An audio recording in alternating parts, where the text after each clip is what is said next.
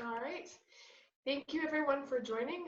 We're very excited to bring this Where Next series to you. This will be a weekly recap of trends and updates for different industries during the COVID period.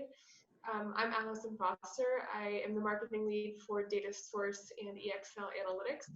And with me is Asif Katala. He is the vertical lead for EXL Analytics for retail banking financial services. So we're thrilled to bring you this series. We hope you enjoy it. Please let us know your feedback. And I'll just jump right in here to the first question. The most fundamental, of course, that everyone is probably thinking is, what is the impact of COVID-19 that you're seeing right now in the retail industry? Hi, Alison. COVID-19 has shaken up the retail world. While department store chains and fashion retail are struggling with closed storefronts, furloughed employees, and decreased sales, certain retailers, especially those supplying essentials, office supplies, and work from home solutions, are witnessing more demand than usual. So it's been a mixed bag depending on how you view it. However, even the likes of a Walmart or a Target, who have seen a huge spike in demand, are having to struggle with their supply chain challenges. Everything from sourcing ingredients to production to fulfillment to last mile delivery is a challenge which they're having to fix on the fly. These are indeed unprecedented times, and the situation continues to evolve every day. Sure. Yeah, thank you. And speaking of that evolution, as we see things change so quickly, do you want to talk a little bit about how everything has evolved just within the past 4 to 8 weeks? Yeah, great question. The immediate reaction of the retailers was driven by customer and employee safety. Uh, Department store chains had to shut down. As a consequence, they had to furlough employees to maintain the profitability. Those supplying essentials had to come up with innovative approaches to keep up with their sudden spike in demand while their supply chain was constrained.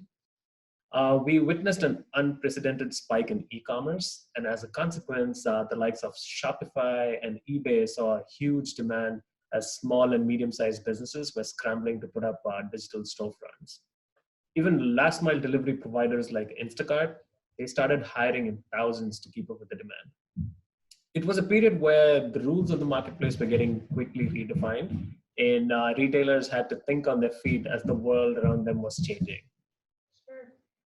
Sure. Yeah. Did you see any broad themes or trends during the same time period? Yeah, I mean, I think the most prominent one that emerged was that the digital disruption that the industry felt would play out over like about a 5 to 10 year period, that has now been accelerated to a more compressed time frame, right? Sure. And we'll see more of them as we recover from this pandemic.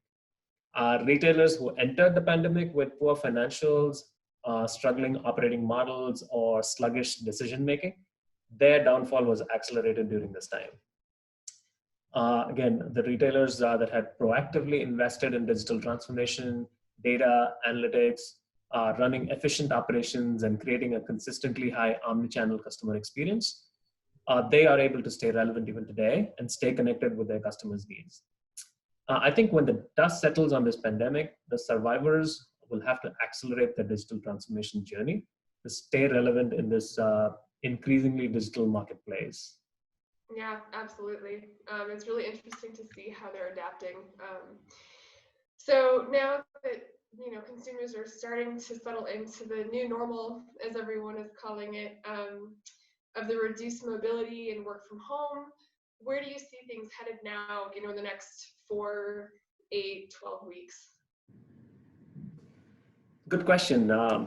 As various states announce and execute on their plans to reopen, the mood within retailers continues to be cautious optimism. Malls are announcing plans to open up, but it will be interesting to see where consumer confidence is, right? So, and that will translate into footfalls, and that will drive how successful the recovery and how quick it is. Retailers are announcing their plans to open up as well, but from some of the recent announcements, like Best Buy's shop by appointment to Nordstrom's limits on number of simultaneous shoppers, these actions will place artificial constraints on the supply. These aren't signs of true recovery, but in my mind, it had to start somewhere. So that's good news. The whole industry is hoping these phased openings are a precursor to a full-fledged return to a new normal. During the phased recovery, we will have to wait, watch, and react to the latest information that's available. I mean, clearly there is no playbook for what we're witnessing now, and we'll have to wait, watch, and react to the situation as it evolves. Sure. Yep.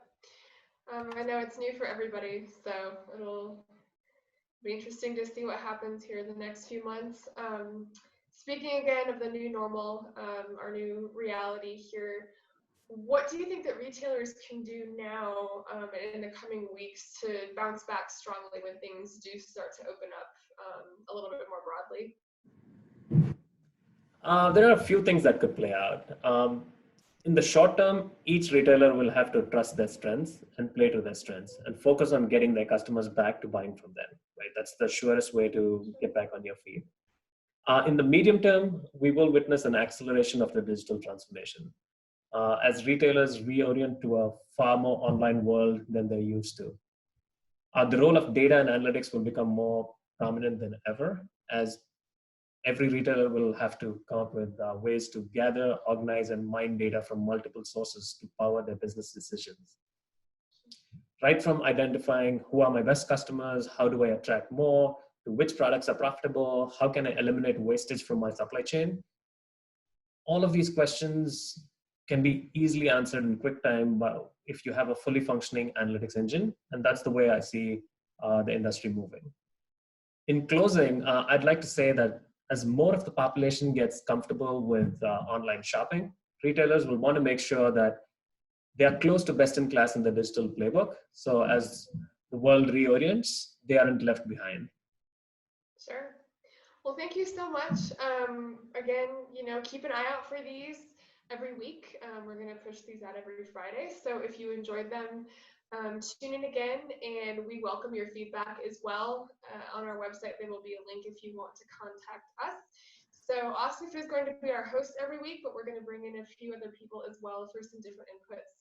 Asif, thank you again, and we will see you next Friday. Thanks, Alison.